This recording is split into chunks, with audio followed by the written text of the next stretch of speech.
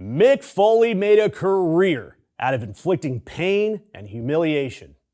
Double arm DDTs, mandible claws, shoving a dirty sock in his opponent's mouths on national television. And even he knows that Donald Trump crossed the line. And that's where we start. I'm Josh with Ring of Fire.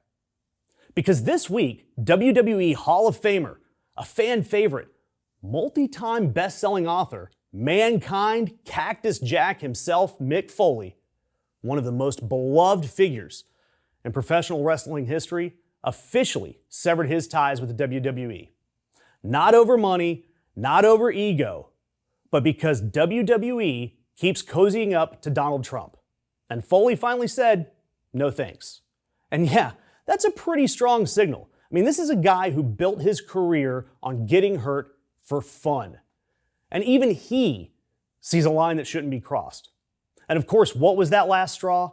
We all know it, Trump's vile response to when Rob Reiner was brutally murdered in his home along with his wife.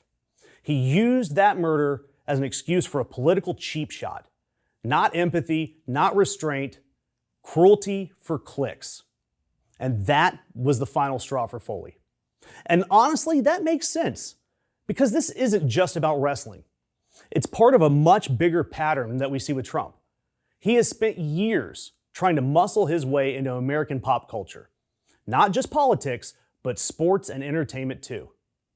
Because even though he looks like a diabetic walrus shoved into a leotard on the golf course, he desperately wants you to believe that he is the peak of masculinity, a sports guy.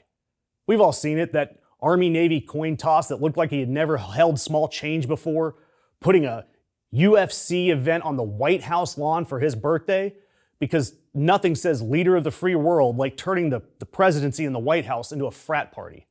He's pocketing FIFA medals and trophies like he found them in the couch cushions. That's not confidence. That's not masculinity. It's cosplay. It's kayfabe. And people inside sports and entertainment, they've noticed. We've seen that the championship teams refuse to go to the White House.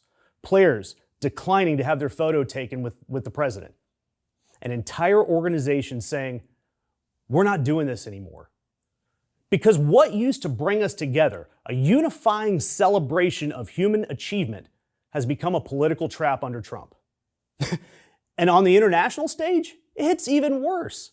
We've got foreign athletes and emissaries being blocked from coming to the States. We have awkward and embarrassing moments with global teams where players are visibly wondering why they're even standing next to this guy on a stage. Events that were meant to showcase American leadership are turning into global cringe. We know that Trump doesn't understand sports. He doesn't understand education, culture. All he understands is spectacle. Everything is wrestling to him. People are heels or baby faces. Cheap shots, stolen belts, self-awarded trophies. Hell, this is the guy that put Linda McMahon, a WWE executive, in charge of education. And when she stepped into the squared circle of higher learning against Harvard, she did it the only way that MAGA world knows how.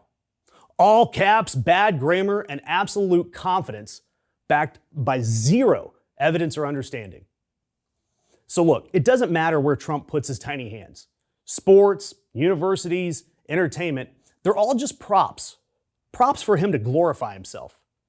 But now, we're seeing finally people are opting out. Entire teams, big-time athletes, universities, and now legends inside his favorite world. Let's not forget, this is a man who appeared on wrestling programs all the time. They're walking away. And that's what makes Mick Foley's decision matter. Because in the wrestling world, Foley is trusted, he's respected, and by all accounts, he's actually one of the good guys in a sport that's full of broken personalities. So look, here's the playbook. Authoritarian movements, they collapse when people stop playing along. And good old Cactus Jack, along with so many other athletes, they're walking away. And that is dangerous for Trump. Because Trump treats sports like set dressing, something to borrow masculinity and credibility and applause from.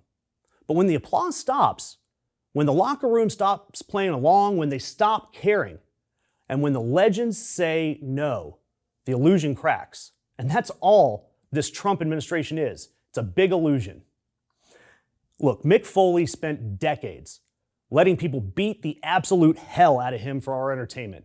And even that guy decided that Donald Trump wasn't worth the pain. So yeah, politically speaking, Donald Trump just took a double-arm DDT. He got locked in the mandible claw and finally got Mr. Sacco shoved down his own throat. And that's a storyline Trump is not kicking out of. Thanks for watching that video. I'm Josh with ROF Weekends. Be sure to catch Jared during the week, and I'm going to see you next week with more great content. And if you don't already, be sure to check out these other videos. Give us a like, follow, subscribe, wherever those buttons are.